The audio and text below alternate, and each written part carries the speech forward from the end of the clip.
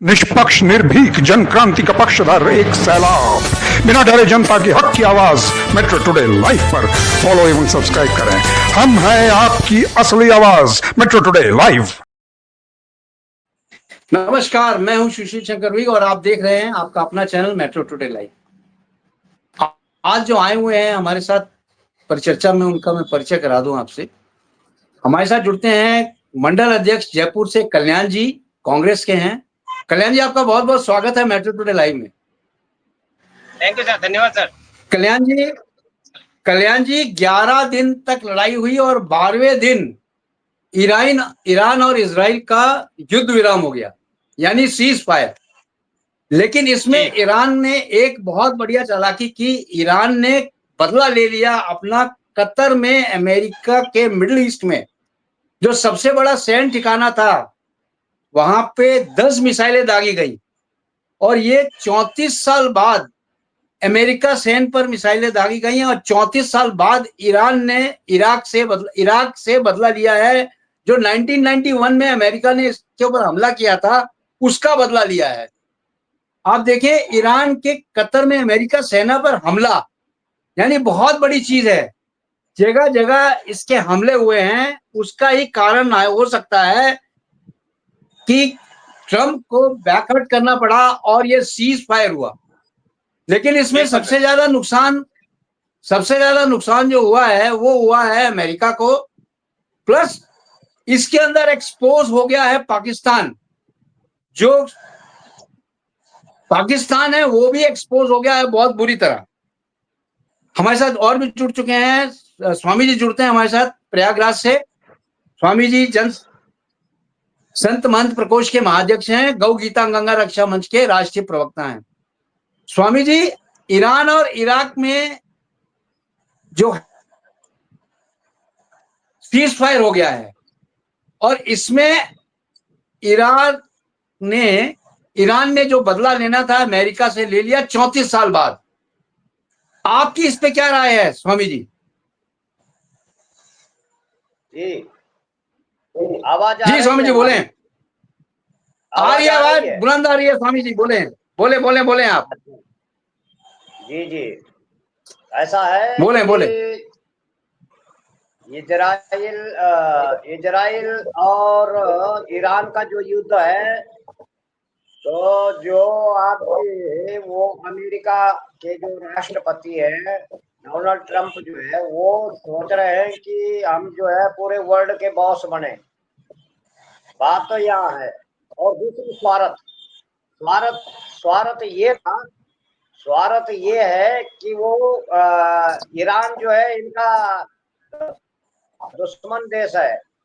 वो बदला ये लेना चाह रहा था कि उसके दिमाग में ये था कि मैं उनके जो है न्यूक्लियर करके वहां पर जो है संयंत्र पर जो है हमला करके और ये दिखाऊं कि देखो हमारे अलावा कोई नहीं रख सकता और हम लोग जो है बिल्कुल किसी और देश को आगे नहीं बढ़ने देंगे, यानी हम पावरफुल सभी देशों के दादा है।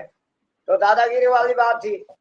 अब आपको बताएं कि इन लोगों ने क्या करा कि ये वर्ल्ड फेमस हो जाए, यानी वर्ल्ड में जो है हम शांति दूत कहलाए और हमको जो है उसमें गिनीज बुक में आए कि हम जो है शांति दूत बन गए हैं वर्ल्ड के। तो ये लोग इस तरह के हम नाम कमाने के चक्कर में, मतलब उसको शांति दूत हम कैसे मान लेंगे? इसको भी लड़ा रहा है, उसको भी लड़ा रहा है और दोनों लड़ा के ऐसे ही है। हमारे भारत के अंदर जो भीतर घाती लोग हैं, वो भाई भाई में लड़ाई करके और फिर कहते हैं कि नहीं, जो मैं समझौता करने आ गया हूँ। पहले लड़ाया भिड़ाया है, वो स्थिति है। और अमेरिका की और आपका इजराइल जो है, इजराइल तो क्योंकि इजराइल तो न्याय की लड़ाई लड़ रहा है। इजराइल की अपना जगह है। इजराइल कोई भाई किसी का हिस्सा है, वो किसी विषय पर लड़ रहा है। तुम बिना विषय के लड़ रहे हो, बिना बात लड़ रहे हो। चलो अधिकार की लड़ाई लड़ते हैं आदमी, लड़ाई तब शुरू होती है। ये अमेरिका को पूछो कि लड़ाई किस बहाने कर रहे हो तुम बीच में? तो बीच में दखल देने का मतलब तो यही हुआ कि वो ये दिखाना चाहते हैं कि देखो विश्व में जहां जहां लड़ाई हो रही है वो सब जो है डोनाल्ड ट्रंप जो है मतलब समझौता कर रहा है, मतलब ये शांति दूत है। ये एक बात ये अनुभव में आया हमारे। दूसरा मैं आपको बता दूं कि ये भारत, हमारा जो भारत देश है, भारत साम्यवादी देश है, वसुधैव कुटुंब वाला देश है। इसलिए भारत किसी को दुश्मन कह नहीं रहा है। हाँ, ये है कि पाकिस्तान हरकत करता है पड़ोसी के नाते, खुरापात करता है, तो इसलिए उनको वो इस दृष्टि से भारत देखता तो है। लेकिन मानवता जो भारत के अंदर है, दया धर्म जो भारत के अंदर है, सहनशीलता जो भारत के अंदर है, अगर भारत जो है असहनशील होता तो इतने दिन युद्ध हो जाता। 4 दिन में जो है युद्ध रोका। और युद्ध जो है, भारत ने एक मानवता समझ गई कि अगला एक आदमी जो है गलती मान रहा है, कह रहा है कि युद्ध रोक दो, तो चलो रोक देते हैं। और वहां जो है ट्रंप ने छलांग लगाई, बोला मैंने शांति वार्ता करवा दी। तो ये कहने का मतलब है कि ये एक होशियारी वाली बात है। ये लोग जो है पहले से इनको आदत पड़ी है, ऐसा ये करते थे, दादागिरी दिखाना, मतलब जो है उसको डाउन करना, कि ये देश आगे विकसित ठीक ना है, हो, ये देश आगे ना बढ़े। और इसलिए जो हम पावरफुल बने रहे, वही चक्कर था।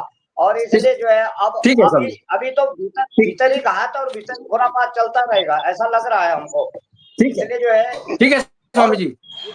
ठीक है स्वामी जी, आपके पास मैं दोबारा आता हूँ, आपके पास दोबारा आता हूँ। कल्याण जी, जो जी ईरान ने बदला लिया है अमेरिका से 34 साल के बाद, 1991 में जो अमेरिका ने इसके ऊपर हमला किया था, उसका ईरान ने बदला ले लिया है। आप इसको किस दृष्टि से देखते हैं? क्योंकि अमेरिका जो है, इस समय आपने देखा भी होगा कि नोबेल पुरस्कार के लिए अमेरिका के राष्ट्रपति डोनाल्ड ट्रंप का नॉमिनेशन सबसे पहले पाकिस्तान ने किया था। फिर डोनाल्ड ट्रंप ने उसको डिस्कार्ड कर दिया कि नहीं, मुझे नॉमिनेशन नहीं चाहिए, मैं नॉमिनेट नहीं होना चाहता हूं, मैं नोबेल नहीं बनना चाहता हूं, नोबेल पुरस्कार नहीं लेना चाहता हूं। आप ये बताएं, क्या डोनाल्ड ट्रंप नोबेल पुरस्कार के उत्तराधिकारी हैं? जी देखिए, सबसे बड़ी कल्याण जी। बात यह है कि झुकाने वाला चाहिए, अमेरिका झुकता है। और अमेरिका, मैंने पहले कहा था पिछले डिबेट में भी, कि अमेरिका एक ऐसा देश है जो अपने स्वार्थ के लिए राजनीति करता है और अपने फायदे के बिल्कुल लिए। सही कहा आपने। जहां उसका फायदा होता है वहीं पर वो डाइवर्ट हो जाता वही है। राजनीति करता है। जैसा बिल्कुल आपने सही है। देखा इंडिया में, इंडियन आदमियों को जो आतंकवादियों, पाकिस्तानी आतंकवादियों ने 28 आदमियों को मार दिया और चले गए। और जब जैसे ही इंडियन गवर्नमेंट ने या इंडियन मिलिट्री ने उन पर हमला किया, तो डोनाल्ड ट्रंप जी बीच में आ गए और उन्होंने घोषणा कर दी कि सीज फायर कर दिया जाए। और हमारे महामहिम, हमारे मुख्य जो हमारे देश के विश्व गुरु कहलाते हैं, उन्होंने उसका बात मान ली। उसके बाद में उन्होंने घोषणा कर दी कि सीज फायर कर दी जाए, और सीज फायर कर दिया। अब इसके पीछे बहुत बड़ी अमेरिका की साजिश थी, जो बराबर इंडिया को एक धोखा देती रही और धोखा अभी भी दे रही है। और ये हमारे सीएम साहब जिसे कहते हैं, हमारे प्रधानमंत्री साहब, उस चीज को समझ नहीं पा रहे हैं। वो दोस्त कहते हैं उसको, और वही डोनाल्ड ट्रंप पाकिस्तान के अमीर साहब को व्हाइट हाउस में इनवाइट करता है और उनके साथ में बैठ के खाना खाता है और पाकिस्तान की तारीफ करता है और कहता है कि पाकिस्तान बहुत बढ़िया देश है, शांतिपूर्ण देश है, और न जाने क्या क्या बातें करता है और उसकी तारीफ करता है। और सबसे बड़ी बात ये देखिए कि इंडिया के साथ में जो धोखा हुआ वो ये है कि अमेरिका ने पाकिस्तान के सेना नायक को, एक वर्ल्ड ऑर्गेनाइजेशन होता है जो टेररिस्ट वर्ल्ड ऑर्गेनाइजेशन होता है, उसका उपाध्यक्ष नियुक्त कर दिया। और हमारे विश्व गुरु ने, हमारे महामहिम साहब ने उसका विरोध तक नहीं किया, उसके ऊपर कोई स्टेटमेंट नहीं दिया। तो ये चीजें शो करती है कि हमारे जो लीडर है, भारत के जो लीडर है, वो कहीं न कहीं दबे हुए हैं, कहीं न कहीं डरे हुए हैं, और कहीं न कहीं दबाव में ये निर्णय लेते हैं। यहाँ पर जैसा जिस पर हम चर्चा कर रहे हैं कि ईरान के खामेनेई जी जो है, उनको अमेरिका ने धमकी दी और ये कहा कि हमको मालूम है वो कहाँ पे है और हम जब चाहे उनको सॉफ्ट टारगेट करके मार सकते हैं और हम जब चाहे तब उनको धराशायी कर देंगे या मार देंगे। मगर उन्होंने इस चीज का एक जो है अच्छी तरीके से मुकाबला किया और ट्रंप को सबक सिखाया और ट्रंप की धमकियों में नहीं आया और वर्ल्ड को ये बताया कि हम लोग बाग झुकने वाले नहीं है, हम लोग बाग झुकने वाले नहीं है कि कोई हमको डराए, हम डर के झुक जाए या शरण में आ जाए या सरेंडर हो जाए। हमको मरना कबूल है मगर सरेंडर होना कबूल नहीं है। उसके बावजूद भी वो नहीं डरे तो अमेरिका ने इजराइल का साथ देते हुए उसके परमाणु संयंत्रों पे हमला किया और हमला करने के बाद में सारे वर्ल्ड को बताया कि देखिए हमने इनको नेस्तनाबूद कर दिया है, हमने जमींदोज कर दिया है और अब ये उभरने लायक नहीं रहे। मगर उसके बावजूद भी उन्होंने अमेरिका के जो सैनिक अड्डे थे उन पे अटैक किया और अमेरिका को उसको जवाब दिया। जब जैसे ही अमेरिका को जवाब मिला तो अमेरिका सरेंडर हो गया, ट्रंप साहब सरेंडर हो गए कि ये वर्ल्ड वार में तब्दील हो जाएगा और मैं जो चाह रहा हूँ या मेरी जो रेपुटेशन है, मेरी जो इज्जत है या जो मैं सरपंच बना हुआ हूँ, पटेल बना हुआ हूँ, वो सब खत्म हो जाएगा। और उन्होंने दूसरे दिन ही सरेंडर हो गए। आप देखे हैं और उन्होंने कहा कि अमेरिका अब कोई हमला नहीं करेगा और मैं आप देखें कल्याण जी, आप देखें आप देखें ईरान का बदला जो था कतर में, अमेरिका मिडिल ईस्ट में सबसे बड़े सैन्य ठिकानों पर 10 मिसाइलें दागी गई और 10 मिसाइलों से इनके जो सैन्य ठिकाने थे उसमें निस्तानाबूद करने की कोशिश की गई। जी जी, और इजराइल ने बराबर जी बोले ये तो धमकियां देते रहे और अटैक करते रहे मगर उसके बावजूद भी वो खामेनेई नहीं डरे और उन्होंने बराबर इनको जवाब देते रहे। और जब तक ईरान सरेंडर नहीं हुआ या ईरान ने सीज फायर नहीं किया तब तक खामेनेई ने सीज फायर नहीं किया। जबकि इससे पहले ईरान के जो टॉप कमांडर थे उनको चुन चुन के इजराइल ने मार दिया और ईरान को एकदम इस तरह से कर दिया जो कोई इसका कमांडर नहीं रहा। मगर उन्होंने अमेरिका का और इजराइल का दोनों का मुकाबला किया और इन दोनों को सरेंडर होने के लिए मजबूर किया और देशभक्ति का एक बहुत अच्छा उदाहरण पेश किया कि हमको झुकना मंजूर नहीं है, हमको मरना मंजूर है मगर हमारा देश जो है किसी के आगे सरेंडर नहीं होगा, झुकेगा नहीं और हम मान सम्मान के साथ रहना चाहते हैं, मान सम्मान के साथ जीना चाहते हैं। अगर इजराइल अटैक नहीं करता तो हम भी कोई अटैक नहीं करेंगे। और उन्होंने कंडीशन के साथ में सीज फायर किया। अगर दुर्भाग्य ये है कि ऐसा हमारे इंडिया में नहीं हो सका, नहीं तो हमारे इंडियन प्रधानमंत्री ने उन 4 लोगों की डिमांड करी कि भाई वो 4 लोग कौन से थे जो अटैक करके गए थे, हमको सरेंडर कराया जाए या हमको पकड़वाया जाए या उनको पकड़ने में हमारी मदद की जाए। और सरेंडर कर दिया और कह दिया सीज फायर। तो एक ये इस तरह की स्थितियां होती है जो वो करती है कि आदमी अपने स्वार्थ के लिए झंडा उठाकर चलते हैं, देशभक्ति नहीं करता है। तो अपने स्वार्थ के लिए जैसे हमारे प्रधानमंत्री साहब ने पिछले टाइम पे पाकिस्तान के सामने सीज फायर का ऐलान किया और सारे देश की जो इच्छाएं थी तो मर गई, क्योंकि सारा देश ये चाह रहा था कि हो सकता है शायद हमारी सेना जो है अंदर घुसकर उनको सबक सिखाए और ऐसा सबक सिखाए जो दोबारा वो इस तरह की हरकत करने से बाज आए।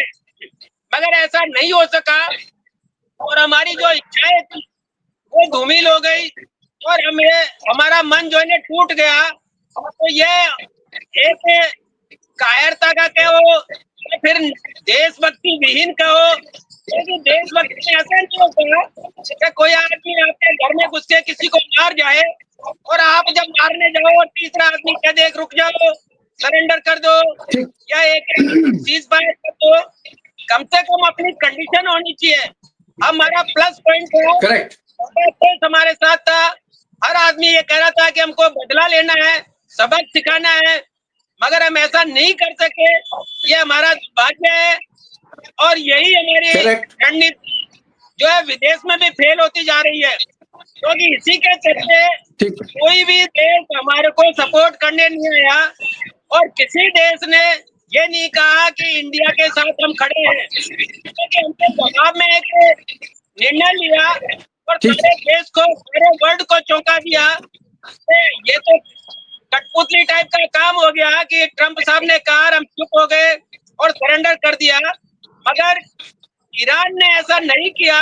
ठीक, आज सारा देश ईरान की वाहवाही कर रहे हैं, तारीफ कर रहे हैं और सब लोग आज ये कह रहे हैं कि ईरान ने अपने देश की रक्षा करने के लिए जो कदम उठाया वो उचित कदम था और हर देश को इसी तरह का कदम उठाने का हक है, क्योंकि अपने नागरिकों के लिए, अपनी ठीक है। जनता की सुरक्षा के लिए, अपने देश की रक्षा के लिए हर आदमी को अधिकार है कि वो शांत से सर उठाकर जिए और सामने वाले के पास में नतमस्तक नहीं हो।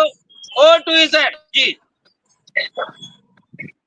हाँ, जब इच्छा हो जाए तब। ठीक है कल्याण जी, आपके पास मैं दोबारा आता हूं। स्वामी जी, स्वामी जी, आसिफ मुनीर पाकिस्तान के जो स्ट्रेंथ कमांडर हैं, यानी चीफ मार्शल हैं अब वो, उन्होंने सबसे पहले नाम रिकमेंड किया था डोनाल्ड ट्रंप का नोबेल पुरस्कार के लिए। तब नोबेल पुरस्कार के लिए जो किया था नामांकन, तो डोनाल्ड ट्रंप ने उसको इनकार कर दिया, नहीं मुझे नोबेल पुरस्कार नहीं चाहिए। लेकिन जो ईरान और इजराइल का इस समय जो हुआ है सीज फायर, उसके बाद वो खुद अपना नॉमिनेशन भेज रहे हैं कि मुझे नोबेल पुरस्कार चाहिए। अब आप देखें, ये भी उस लाइन में आना चाहते हैं जहां पे ओबामा साहब थे। ओबामा जी ने तो बहुत अच्छे काम किए थे जिसकी वजह से उनको नोबेल पुरस्कार मिला था। वहीं पे डोनाल्ड ट्रंप भी अपने को खड़े होना चाहते हैं। आप इसको किस एंगल से देखते हैं? डोनाल्ड ट्रंप के पूरे इतिहास को क्या इनको नोबेल पुरस्कार मिलना चाहिए या नहीं मिलना चाहिए? उनकी बात जी स्वामी ये जी, है प्रतिक्रिया कि करें अपना। जी, जो आवाज आ रही है हमारी, बहुत अच्छी आवाज आ रही है साहब, बोलिए आप स्वामी जी। आ रही है, आप आवाज आ रही है? बोलिए आ स्वामी रही जी, है। बोलिए। आ रही है स्वामी जी, बोलिए। जी जी, डोनाल्ड ट्रंप जो है वो इजराइल का लक्ष्य अपना लक्ष्य ही बिंदु है। बताया था ना हमने कि डोनाल्ड ट्रंप जो है बीच में कूदे हैं खाली। वो जो इजराइल का लक्ष्य जी ये था कि वो खामेनेई जो है वहां के प्रधानमंत्री, उनको जो है मारने के प्लान में थे और उनको मारेंगे तो वहां सत्ता चेंज हो जी, जाएगी और वहां सरकार गिरेगी और तुरंत बिल्कुल जो सही है है, हमारे सपोर्ट की सरकार बनेगी। ये करना चाह रहे हैं वो लोग। बिल्कुल सही और कह रहे हैं आप। इसमें ये जो ये जो इस वक्त ट्रंप जो कूदे हैं, वो कूदे हैं जो आप बता रहे थे 35 साल पुराना बदला लेने के लिए। वो जो जी जी कहते जी हैं कि बहती गंगा में नहाने वाली बात हो गई कि गंगा बह रही है नहा लो तुम भी, तो वो वाली बात है। तो ऐसी स्थिति इन लोगों की थी। रही बात अब पुरस्कृत होने की, क्या वर्ल्ड जो शांति पुरस्कार जो मिलता है, विश्व शांति पुरस्कार, तो विश्व शांति पुरस्कार तो ऐसे व्यक्ति को नहीं दिया जाना चाहिए जो सबको लड़ाए भिड़ाए और फिर कहे कि शांति रखो, और शांति रखने के बाद भी कोई जी शांति मानता नहीं है। वहां जो है ये डोनाल्ड ट्रंप ने कहा, जो उसने एक बार इशारा किया कि मैंने पाकिस्तान और भारत को कह दिया कि युद्ध समाप्त कर दो, सीज फायर कर दो, तो वही बात वहां हुई, तो वहां किसी ने जी जी कहना नहीं माना। उसके बाद वहां 6 आदमी मर गए। अगर सीज फायर होता तो 6 लोग क्यों मरे? जो सीज फायर के बाद जी भी जो है दूसरे दिन 6 लोग और मारे जाते हैं सिविलियंस के। तो अगर सीज फायर वो कहना मानते अगर ट्रंप का, तो इनाम के लायक है ये। इसका मतलब ये है कि ये लोग इनकी जी बातों को नहीं मानते, इनकी बातों की कोई पावर लोगों ने नहीं रखी। अब रही बात भारत और पाकिस्तान के युद्ध की, जैसे कल्याण जी कह रहे हैं कि कायर थे, ऐसा था। अगर कायर थे तो पूरा देश थी। ये तो बात अपने देश की बदनाम की बात हो गई। ऐसा कुछ नहीं है। उन्होंने तो युद्ध पाकिस्तान के कहने पर रोका। पाकिस्तान ने कहा कि भैया बाबा माफ कर लो, बस बहुत खतरा पैदा होने वाला है। वो समझ गए कि भारत छोड़ने के लिए अगर ज्यादा रिस्क लोगे, लंबा जाने तो भारत भी तुमको जो है, तुम एक मारोगे वो 10 मारेगा, इतना वो समझ गया।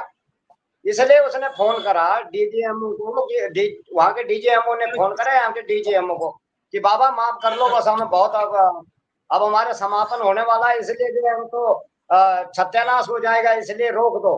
तो फिर ट्रम्प जी कूद पड़े, बोले मैंने उनका सीज फायर मैंने करवाया है। और इस तरह से तो मतलब उनका दिमाग में नक्शा ये था कि मैं वर्ल्ड फेमस हो जाऊं किसी भी रूप से, पर ऐसे होने वाला नहीं है, क्योंकि जो ईरान है वो भारत का मित्र देश है, और ईरान के साथ भारत के मैत्री संबंध है कि डरा हुआ है भारत जो है, इस तरह से भयभीत है। वो भयभीत अपना देश भय क्यों करेगा, और जो मित्र देश है उससे भय किस बात का। इजराइल भी मित्र है और ईरान भी मित्र है। भारत की दृष्टि में कायदे अनुसार जो है मोदी जी को इस वक्त जो है नोबेल और शांति पुरस्कार मोदी जी को मिलना चाहिए। उनको इसलिए मिलना चाहिए कि उन्होंने हर जगह सभी को जो है समझाया है, युद्ध के लिए रोका है। और जब आपके जो है ये इस्लामिक देशों के जब उसमें झगड़े होते हैं तो ये सब एक नहीं है। हालांकि वो धर्म और कट्टरता के लिए हो जाए, लेकिन जब विषय आते हैं अंतरराष्ट्रीय या विश्व स्तर पर, जब विषय कोई आता है, संयुक्त राष्ट्र का कोई मामला होता है, तो ये बिखर जाते हैं। तो इस तरह यही हालत अब इनका हो रखा है कि इस वक्त जितने इस्लामिक देश हैं ये बिखर उसमें और बिखरे पड़े हैं। जो हम ये देख रहे हैं, जो ये दिखा रहे हैं, एक दिखावा है कि हम एकता है और हम एक साथ एक रुख में है सब लोग, ऐसा कुछ नहीं है। तो ये आपको पता है कि मेरा धर्म क्या है और उनका धर्म क्या है।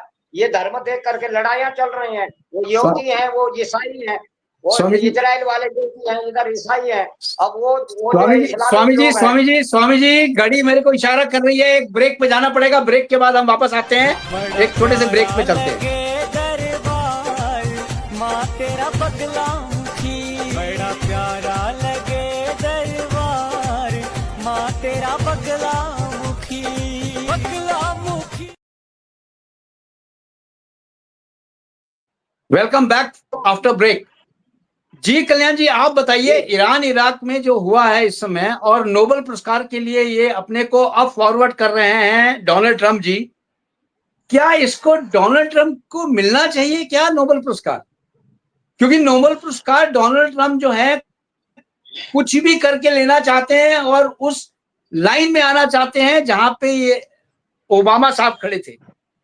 जी कल्याण जी, देखिए, शांति पुरस्कार उस आदमी को दिया जाता है जिसकी दूसरे देश तारीफ करे और दूसरे देश उसको नॉमिनेट करे कि ये व्यक्ति शांति प्रिय है और इसको नोबेल पुरस्कार या शांति पुरस्कार दिया जाना चाहिए।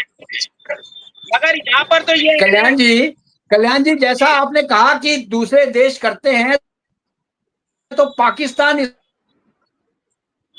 इसका मित्र देश है, पाकिस्तान ने तो इसको नॉमिनेट किए। पाकिस्तान कहीं मायना नहीं रखता। पाकिस्तान खुद एक टेररिस्ट देश है, आतंकवादी देश है। तो आतंकवादी देश शांति प्रिय का पुरस्कार कैसे किसी को नॉमिनेट कर सकता है? वो तो कोई ऐसा कंट्री जो शांति प्रिय कंट्री हो और जो आतंकवादियों से त्रस्त हो, जैसे भारत है, कनाडा है, फ्रांस है, इटली है या अन्य कोई कंट्री है जो आतंकवादियों से ग्रस्त है और वो शांति चाहती है, वो लोग बाग ऐसे आदमी को नॉमिनेट करे जो आदमी शांति में सहयोग करता है।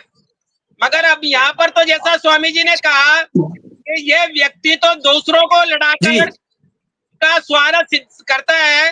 पहले आप देखिए, यूक्रेन को रशिया को लड़वाया और फिर यूक्रेन से संधि करी कि आप हमारे को ये जो जमीन में खनिज निकलते हैं वो खनिज हमको दो तो हम तुम्हारा सहयोग करेंगे। और वो खनिज की संधि करने के बाद उनको आज भी लड़वा रहा है। तो ये तो शांति पुरस्कार पाने का हकदार ही नहीं है। दूसरा ये है कि अभी रिसेंटली आपने जो देखा, एक सीज फायर हुआ और ईरान और इजराइल जो आपस में लड़ाई करना बंद किए, वहां पर भी इसका अमेरिका का एक स्वार्थ था।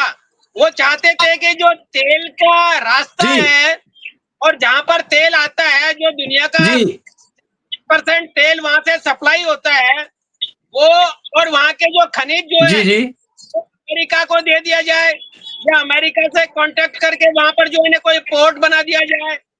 तो ये चाहता ही ये था ट्रम्प को कि अगर ईरान दबता है तो उसको सुरक्षा देने के बहाने वो उससे वहां की जमीन लेता, वहां पर अपना सैनिक अड्डा बनाता और करेक्ट। अपना व्यवसाय चालू करता।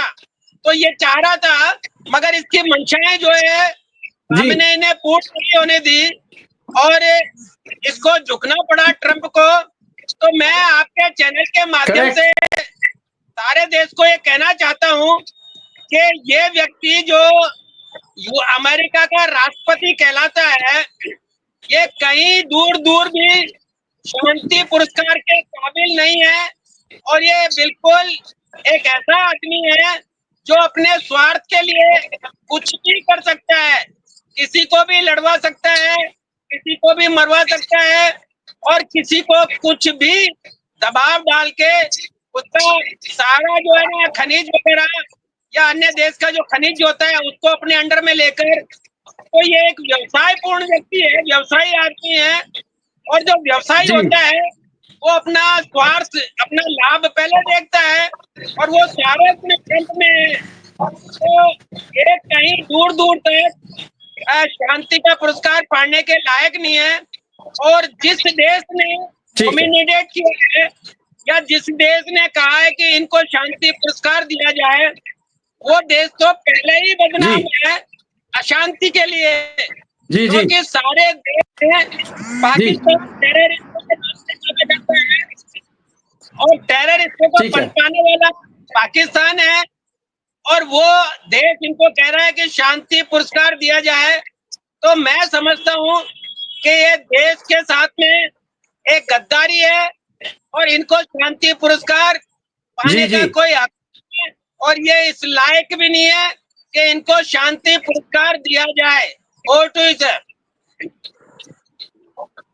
जी स्वामी जी, आपसे सीधा सवाल मेरा ये है, ईरान और इराक की युद्ध विराम हो चुका है, क्या अब आगे भी संभावना है कि ये आपस में वापस लड़ सकते हैं या संधि हो जाने के बाद भी? जी स्वामी जी। जी जी जी जी बिल्कुल। क्योंकि जी ये बोले। लोग जो है, ये लोगों की जो है करने कथने में अंतर है, इसलिए संभवतः भी हो सकता है। क्योंकि अभी जी ये लोग ये अब ये लोग ये क्या करेंगे कि आपस में कुछ और देश उकसाएंगे उनको कि नहीं नहीं आपको तो चुप रहना चाहिए, करेक्ट। आप जो है अपना हक अधिकार के लिए लड़ो, अभी आप पूरा छीनो उनसे, आपको अपना बिल्कुल अधिकार बिल्कुल सही मिलना कहा, चाहिए। हो सकता है सही कह रहे हैं बीच आप। में अभी फिर झगड़ा हो सकता है, संभवतः है। और ये लोग जैसे अब आप कह रहे हैं ट्रम्प जो है, ट्रम्प जो ना झगड़ा करता है ना करवाता है, उसको शांति पुरस्कार मिलना चाहिए, चाहे कोई भी हो, किसी भी सही है। देश का हो, जिसने कभी बिल्कुल झगड़ा ना बिल्कुल बिल्कुल। कराया, किसी को लड़ाया ना खुद लड़ा हो, ऐसे लोगों को मिलना न चाहिए। लड़ा हो। और कोई मानेगा जी तुम खुद ही लड़ रहे हो, खुद ही लड़ा रहे हो, तो ऐसे लोगों को, लड़ने और लड़ाने वालों को जो है, पढ़ने और पढ़ाने वालों को मिलना चाहिए, जो पढ़ाते हैं और खुद भी पढ़ते हैं, अनुसरण करें, ऐसे लोगों को मिलना चाहिए। जी लेकिन जी उनको नहीं मिलना, झगड़ते हैं और झगड़ाते हैं।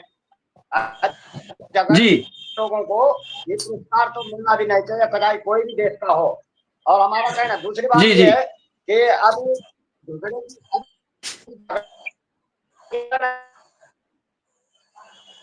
स्वामी जी आपकी आवाज कट रही है, स्वामी जी आपकी आवाज कट रही है, थोड़ा आप आवाज देखें युद्ध अपना, शुरू हो सकता ऑडियो है। क्लियर नहीं है। जी हाँ जी जी, अब अभी आ रही है आवाज। तो जी ऐसा है, बोलिए किसी बोलिए। और भी देश में झगड़ा युद्ध छिड़ने की संभावना है अभी, क्योंकि हमको ये लग रहा है कि जैसे तुर्की और ये कतर, ये जो भी क्षेत्र है, इनके दिमाग में भी खुजलाहट और खुरापात बढ़ सकती है। और ये लोग क्या करेंगे कि अब आपस में जो है इस तरह से फिर ये युद्ध करने की सोचेंगे, कुछ ना कुछ कोई धमाका कहीं करेंगे। और अभी युद्ध अभी संभवत नहीं है कि रुक जाएगा। अभी तो फिर वही बुरा होगा, क्योंकि उन्होंने जब सीज फायर का तो उसके बाद भी जो है 6 लोग सिविलियंस के मारे गए, तो ये उल्लंघन किया था, सीज फायर के बाद भी उल्लंघन हुआ था। जी जी जी। हाँ जी, और इसलिए हमें तो ये लग रहा है कि संभवतः जो है फिर बीच में कुछ दिन शांत रहेंगे, फिर कुछ ना कुछ होने वाला है। जी। अभी तो जो है देश के अंदर एक अब देखिए जो परमाणु हथियार बने हैं, परमाणु हथियार किसी को मारने के लिए नहीं बने हैं, परमाणु हथियार जो है सुरक्षा के लिए बनाए गए। तो अब इस तरह परमाणु जब सब रख रहे हैं तो क्या दूसरा क्यों नहीं रख सकता है? तुम उसको रोक रहे हो। बिल्कुल सही कहा, अगर तीसरा रखता है, सही कहा। नहीं रख सकता है।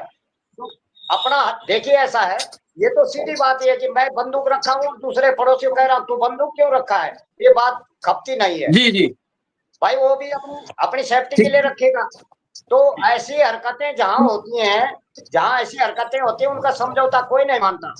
इसलिए साम्यवादी और समानदर्शी पुरुष जब फैसला दे उसकी बात माननी चाहिए, और पुरस्कार का अधिकारी वही होता है कि भाई तुम घर में खूब हथियार रखो, तुम गोदाम खचाखच बारूद का भर के रखो, दूसरे कह रहे तू क्यों रखा है? अरे वो अपनी सुरक्षा के लिए कुछ ना कुछ करेगा। हाँ ये जरूर है, अगर उसका दुरुपयोग करता है, कोई इसका गलत इस्तेमाल कर रहा है या किसी आतंकी के हाथ लगते हैं, तो बिल्कुल फौरन उसको जो है ठीक है, उस पर हमला करने की जरूरत है, ये भी हम मानते हैं। ठीक है। स्वामी जी, कल्याण जी, आपका बहुत बहुत धन्यवाद। टाइम मेरे पास इतना ही था, आपका आने के लिए बहुत बहुत धन्यवाद। Thank you very much. जय हिंद, जय भारत। जय हिंद, जय भारत।